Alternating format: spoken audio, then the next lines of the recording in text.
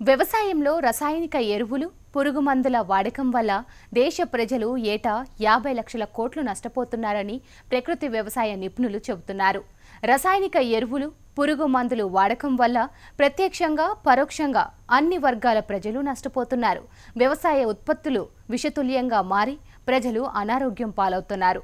ఈ వాస్తవాన్ని గుర్తించిన జనగామ జిల్లా రైతు ప్రకృతిలోని సహజ వనరులతోనే వ్యవసాయానికి మేలు జరుగుతుందని, సహజ సిద్ధమైన వ్యవసాయాన్ని చేపట్టాలని భావించాడు. ప్రకృతి సాగుతో నాణ్యమైన ఉత్పత్తులను పొందుతూ అధిక దిగుబడులను ఆర్జిస్తూ సత్ఫలితాలను సాధిస్తున్న రైతు సిద్ధులపై నేలతల్లి ప్రత్యేక కథనం.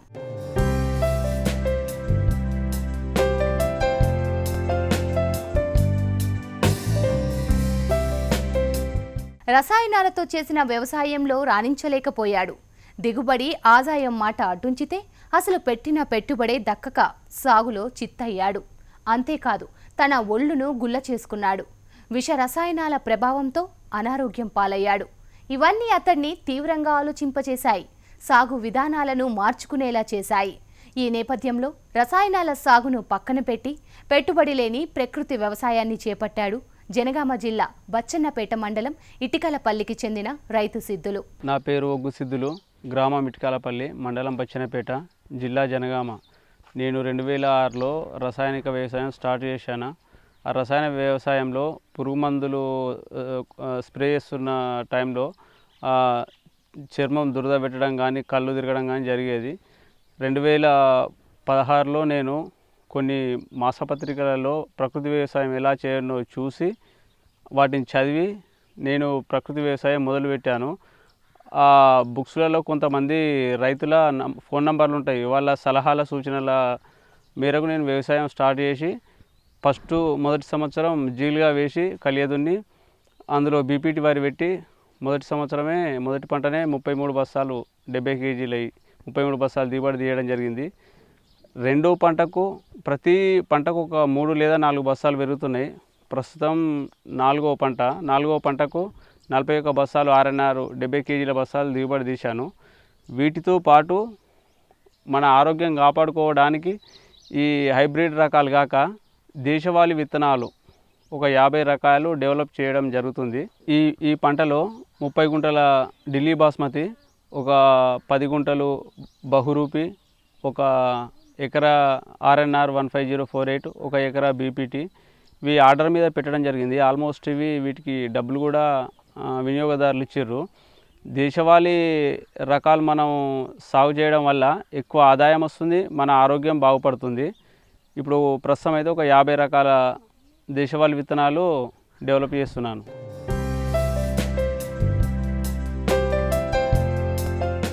మన రసాయన వ్యవసాయంలో అయితే కలుపు సమస్య చాలా తక్కువ. ఎందుకంటే కలుపు మందు తెచ్చి వేస్తే కలుపు సమస్య ఒక ఎకరా పంట, ఎకరా 2 ఎకరాలు ఒక 3 లేదా 4 మనుషులు కలుపు తీయచ్చు.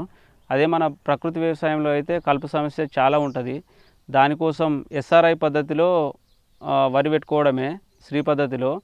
అందులో మనం వీడర్ దింపడం వల్ల కలుపు కంట్రోల్ అవుతుంది. ఆ కలుపు ఏమవుతుందంటే కలుపును మనం బురదలో తొక్కడం వల్ల, వీడర్ తిప్పడం వల్ల కలుపు లోపలికి వెళ్ళిపోయి మన పంట బలంగా వస్తుంది. కర్ర కూడా పోషకాలు ఎక్కువ అందుతాయి. పంట ఎక్కువ రావడానికి ఆస్కారం ఉంది.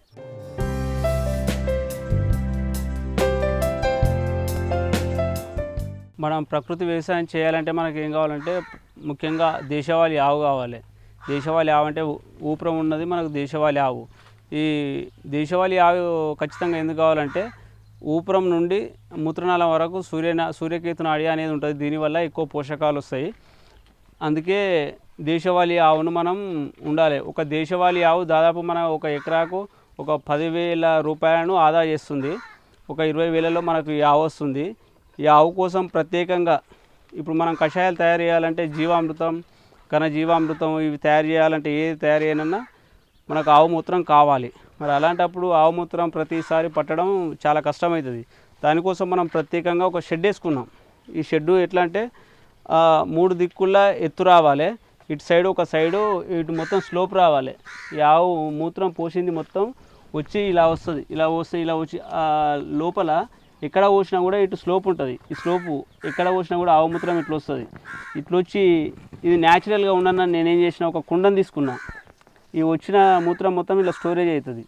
ఈ మూత్రాన్ని నేను ప్రతిరోజు అంటే 2 పూటలు ఇటు పొద్దున మళ్ళీ సాయంకాలం ఈ ఆవు మూత్రాన్ని తీసుకొని వేరే గాజలో స్టోరేజ్ చేసుకుంటాను.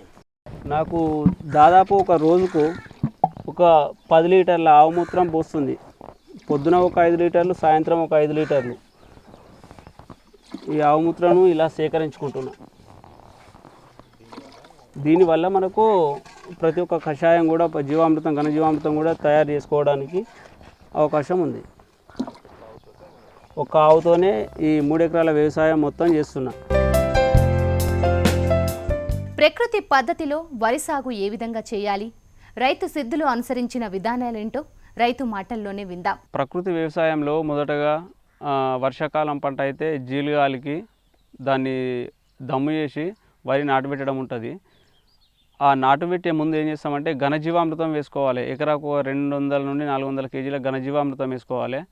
ప్రతి 15 రోజులకు ఒకసారి ద్రవజీవామృతం, తెగుళ్ళ కొరకు నీమాస్త్రం, అగ్నాస్త్రం, దశపర్ణి కషాయం, తెగుళ్ళ కొరకు పుల్లటి మజ్జిగ స్ప్రే చేయాలి. వీటితో పాటు ఈ వరిలో మనకు ముఖ్యంగా కంటి చూపును తగ్గించాలంటే సివిఆర్ మెథడు, చింతల వెంకటరెడ్డి మట్టి ద్రావణం, మట్టి శాస్త్రం అనే మెథడు చింతల వెంకటరెడ్డి సార్ కనిపెట్టాడు.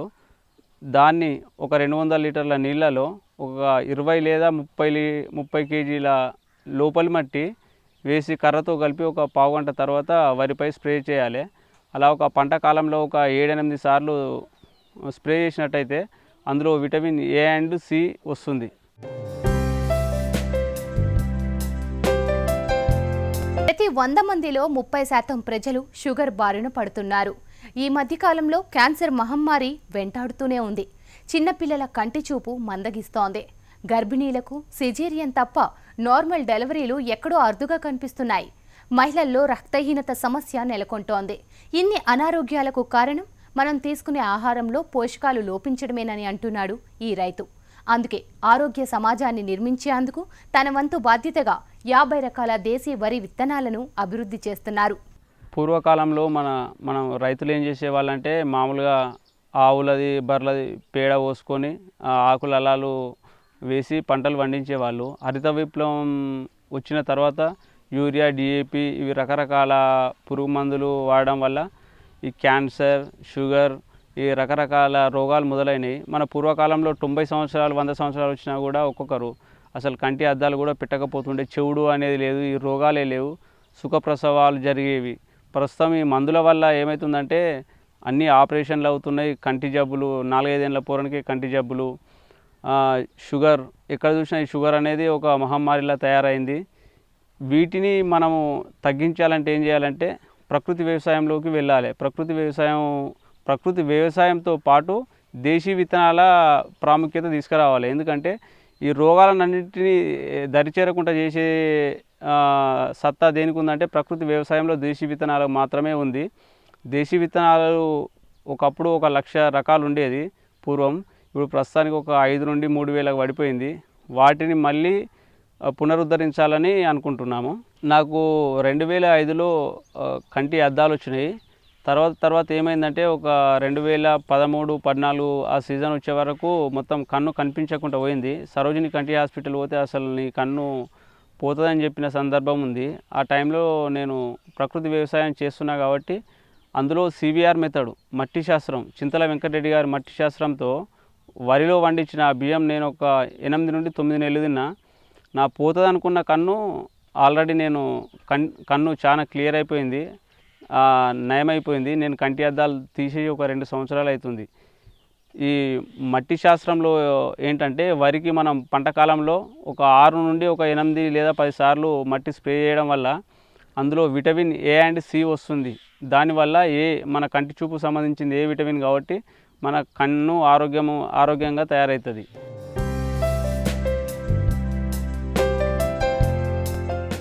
వరిలో ఏదైనా పెడితే బీపీటీ పెడతారు, లేకపోతే 64 ఇలా రకరకాలు 2-3 రకాలే సాగు చేస్తారు.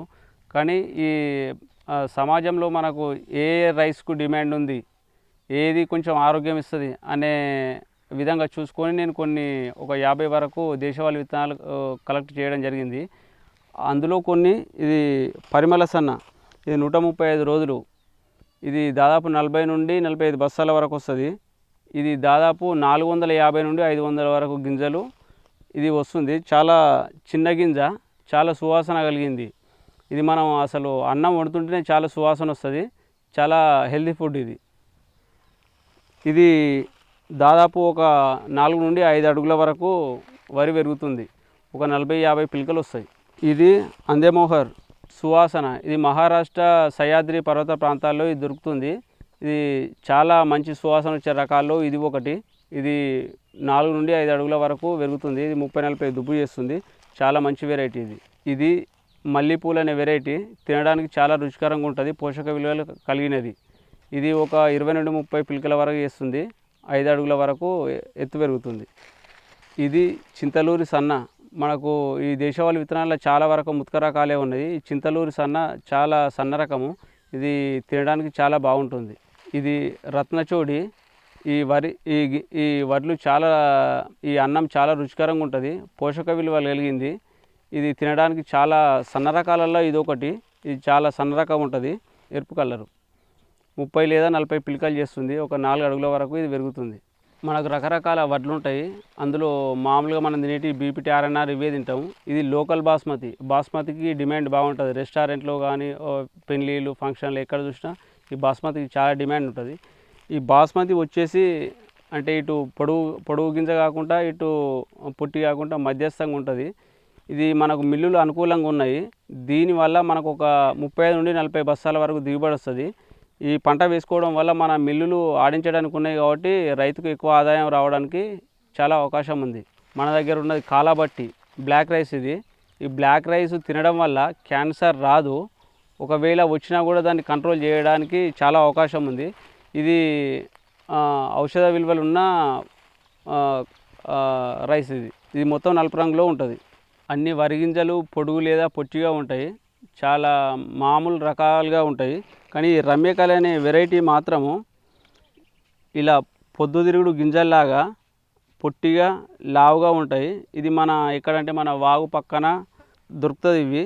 ఇవి చాలా బలవర్ధకమైన ఆహారం. ఇది మన లోకల్లో దొరుకుతాయి. ఈ దేశవాళీ వెరైటీ వచ్చేసి దీని పేరు రక్తశాలి. దీని ప్రత్యేకత ఏంటంటే మన ఈ రోజుల్లో చిన్నపిల్లల నుండి పెద్దవాళ్ళ వరకు చాలామందికి రక్తహీనత ఉంది. ఈ రక్తహీనత తగ్గించాలంటే రకరకాల ట్యాబ్లెట్స్, మందులు వాడుతారు. అయినా కూడా వాళ్ళు నయం కాలేకపోతున్నారు.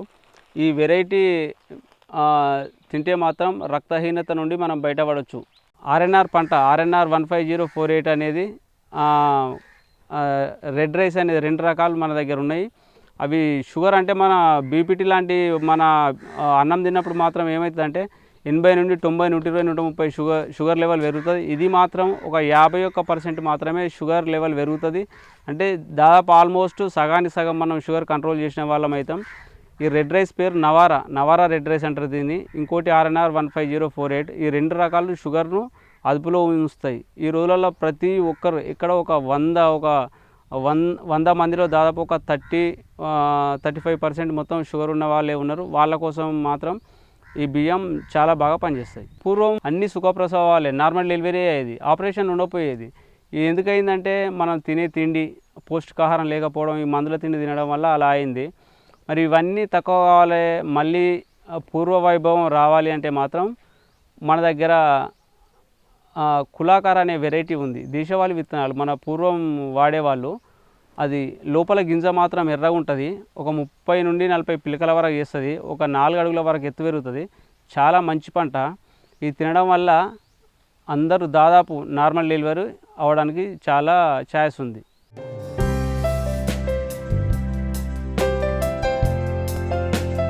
ప్రకృతి వ్యవసాయంలో సాధారణంగా అందరూ వరి నాట్లు వేస్తారు. కానీ ఈ రైతు శ్రీ పద్ధతిలో వరి నాట్లు వేశారు.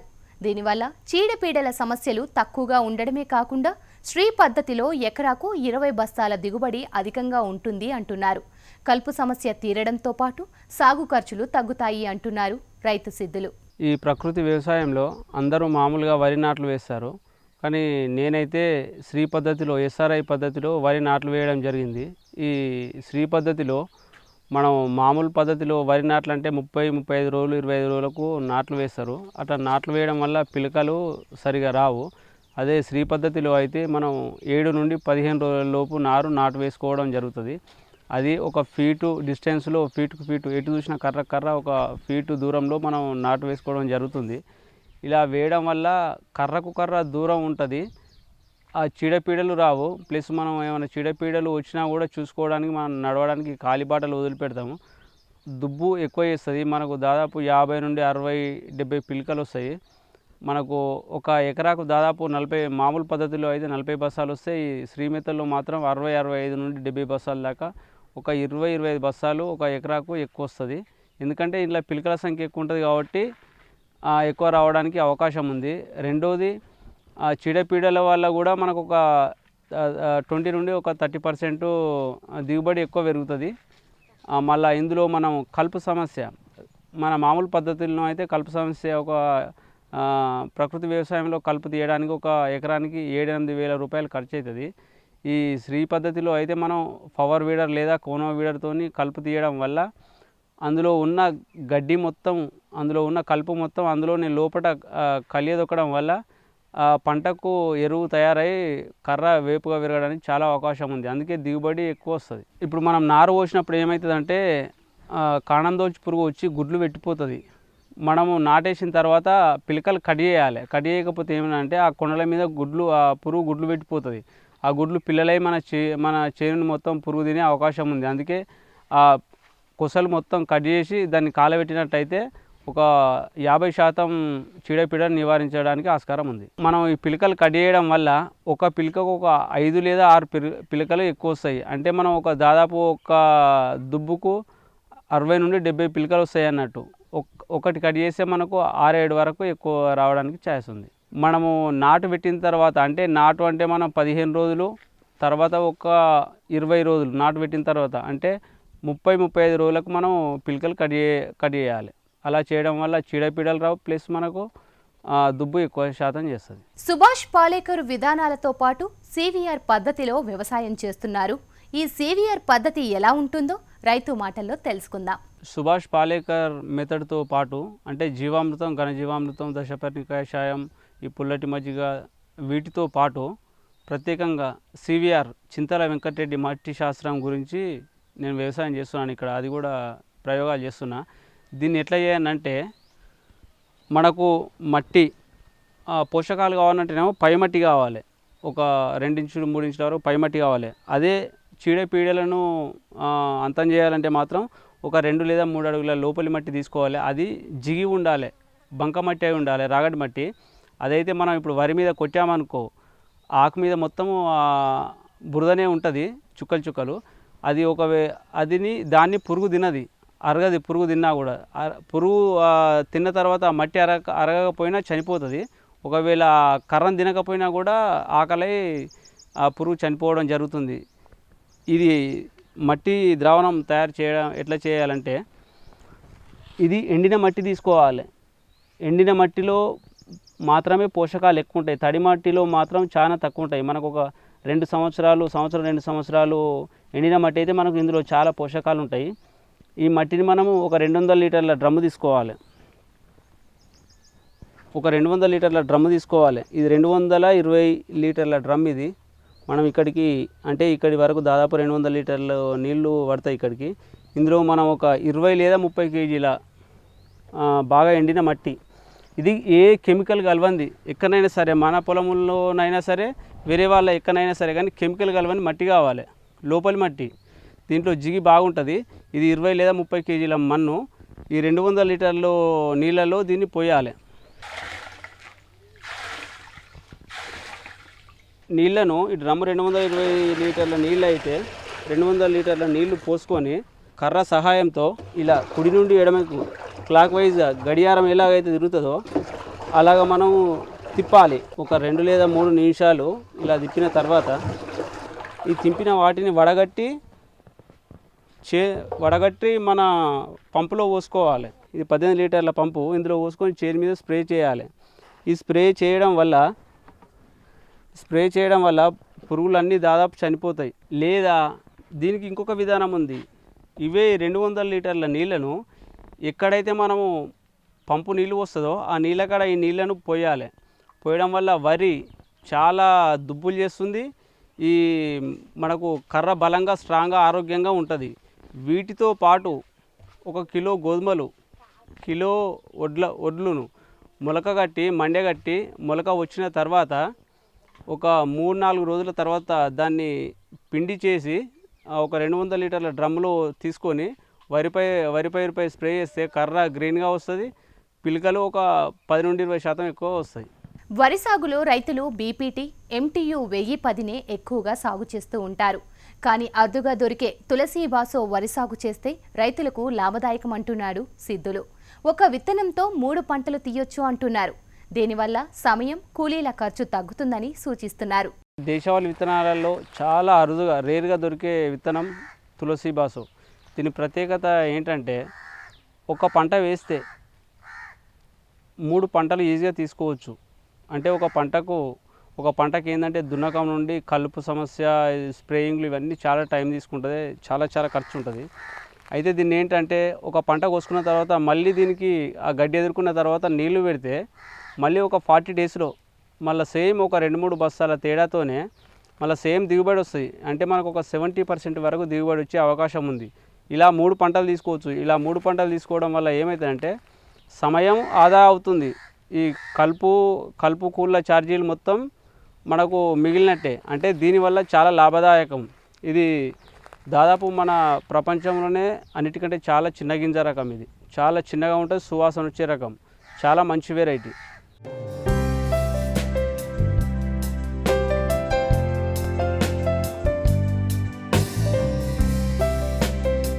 రైతుల ఆదాయం పెరగాలన్నా, వ్యవసాయం అభివృద్ధి చెందాలన్నా రూపాయి పెట్టుబడి అవసరం లేని ప్రకృతి వ్యవసాయాన్ని ప్రోత్సహించాల్సిన అవసరం ఎంతైనా ఉంది. రైతు సిద్ధులు ప్రకృతి విధానాలను అనుసరిస్తూ అందరికీ ఆదర్శంగా నిలుస్తున్నారు. ఇది ఇవాల్టి నేలతల్లి కార్యక్రమం.